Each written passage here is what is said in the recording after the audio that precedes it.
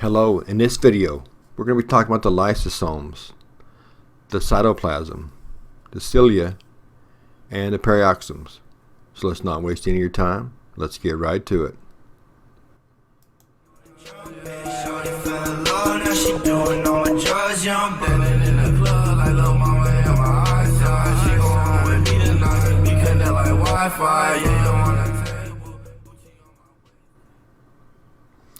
Alright, so again, we got 4 in this one. Lesser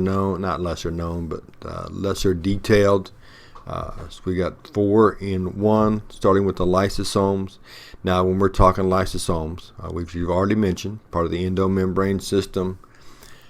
We've talked about the engulfing of material, and with the digestive enzymes on the inside, designed to break those down and to get those parts out. Now, when we talk about when we get to chapter 5 and we're looking at the plasma membrane, we're going to be looking at systems, kind of bulk transport systems, and we're going to showcase how what that process looks like when a lysosome or a vesicle has to attach with the membrane to release materials out into essentially the bloodstream, to get rid of it so it can be removed and gotten rid of. We'll look at that in chapter 5. Now, lysosomes are made in the Golgi apparatus.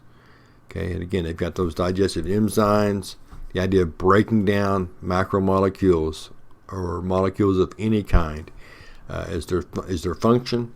They also play a part in the immune system by, one of the things they may engulf is foreign material. It could be a virus, it could be bacteria, it could be bacteria that has been destroyed or broken apart by antibiotics, and then therefore the lysosomes come along and engulf those and get those things broken down. And when it does engulf something, okay, I mean, it literally touches it and then pulls it into itself, essentially. It'd almost be like if you were thinking about eating the way a lysosome does. Instead of, say you had a chicken leg, instead of putting it, taking a bite and chewing it up and swallowing it down your esophagus into your stomach, you would take the chicken leg and just kind of push it into the skin on the outside of the stomach, and the stomach would then, or the skin then, would wrap around the chicken leg and pull that into the stomach, and that's how it would get into the stomach if it did it the same way that a lysosome does it.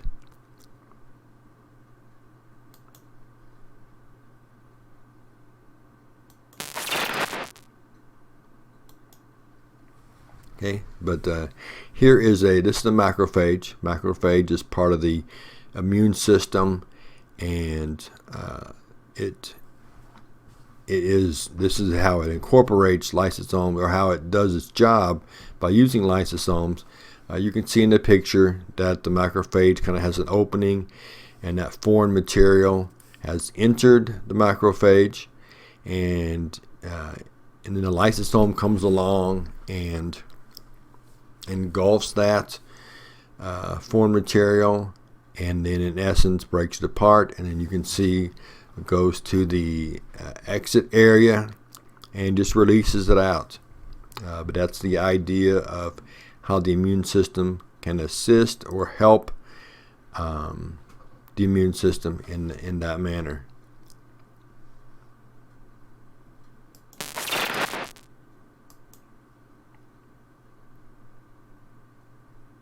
All right, so this is our fourth member, or our last member to talk about, of the endomembrane systems. We just want to remind you about this elusive group and then what they do, what each member does. Remember, they're the protein-making organelles. At least they deal with proteins.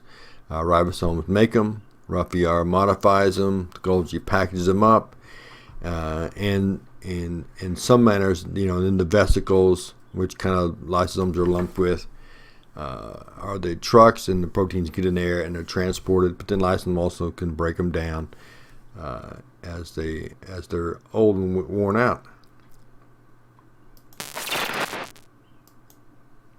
Okay, our next organelle to talk about, perioxymes. Perioxymes are pretty important. They're certainly lesser known. If someone was to list off organelles, this is one they may not mention. It doesn't get a lot of press. But they're, as you can see, kind of a small, round organelles. They do have a membrane, as they all do. But they got pretty important jobs. They're breaking down fatty acids and amino acids. So again, they're just around the cell, and when they come in contact with these, they help to break them down. And they get their name because through their breakdown process, a product that comes out of that is hydrogen peroxide that gets released. And so therefore that's where they get their name, perioxymes, peroxide. But not only breaking down fatty acids, amino acids, they can also detoxify poisons like alcohol. So in an organ like a liver that has that task, you'll find lots of these. So it isn't necessarily the liver that's doing that. It's all these perioxymes in the liver or whatever the organ may be that's breaking down stuff.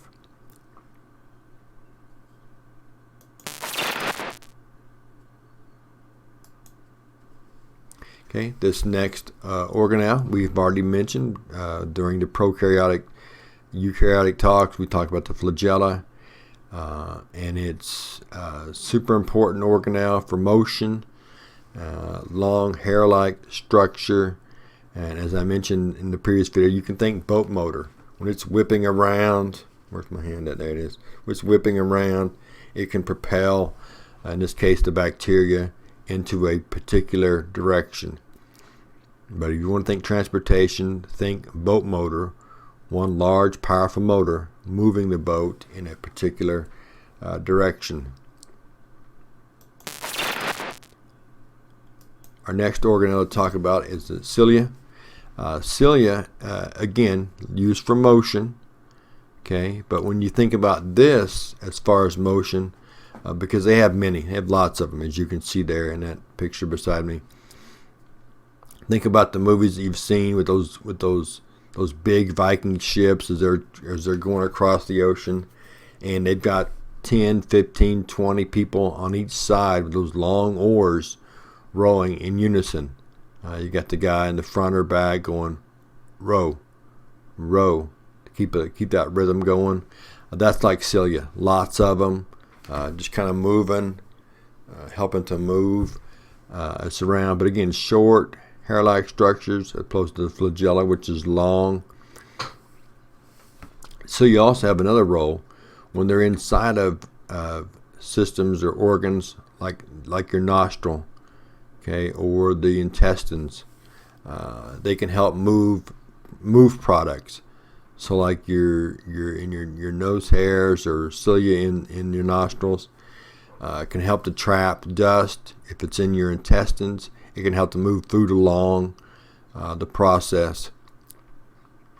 That is cilia.